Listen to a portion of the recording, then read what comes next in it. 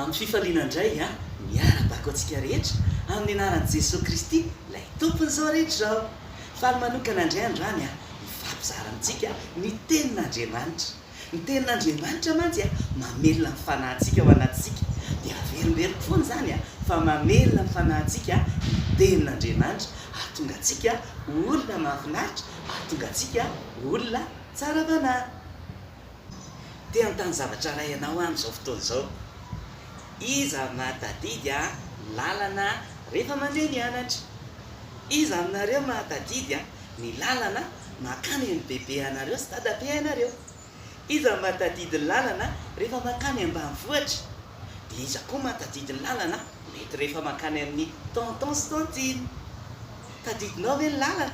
Ny lalana mantsy a tena ilaina.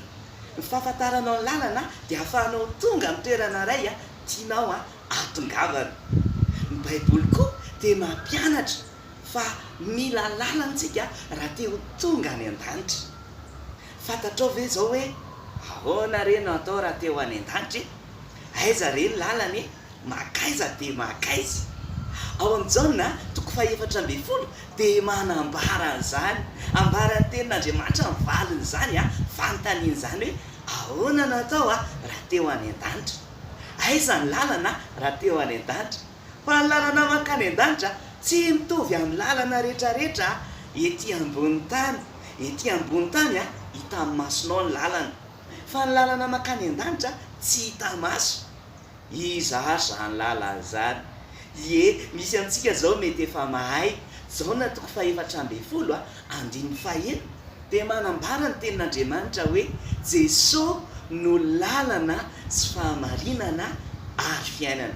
Tsy misy makany amin'ny ray afa-tsy amin'ny lalako ho Jesosy Kristy. Raha teo any an-danitra zany tsika dia ny lalana alera teo any dia mila manantona an Jesosy. Fa ahoana zany? Ahoana zany hoe Jesosy ny lalana? Mora kely, tsotra kely zany satria itsika mino an'Andriamanitra ka na tsy hita masontsika ary izy a dia mino fa misy Andriamanitra dia manantona an'io Andriamanitra io na tsy hita maso ary a dia afaka manantona azy dia manolotra ny fiainana ho an'i Jesosy Kristy, manolotra ny fonao a ho an'i Jesosy Kristy. Dia zay a no lalana ahafahanao makany an-danitra. Jesosy ny lalana ahafahana makany an-danitra. Zay rehetra teo any an-danitra zany a dia mila manantona an Jesosy. Fa rehefa manantona an Jesosy a dia mampiditra an Jesosy ao po a dia tonga any an-danitra. Ahoana ny fomba hatongavana? Rehefa maty tsika dia ny fanahintsika makany amin'Andriamanitra rehefa ao anatinao Jesosy. Rehefa miaraka amin'ny Jesosy ianao, rehefa miara-miaina amin'ny Jesosy ianao, dia fiainanao Jesosy dia afaka ny ho tonga any an-danitra ianao. Noho izany a andaontsika rehetrarehetra indray hiaraka amin'ny Jesosy fa izy ilay lalana ahafahana makany an-danitra. Izy ny lalana ahafahantsika miditra makany an-danitra. Dia mino a fa nahafinaritra antsika indray ny fotoana niarahana teto tandroany tarikio fa Jesosy ny lalana ahafahana makany an-danitra.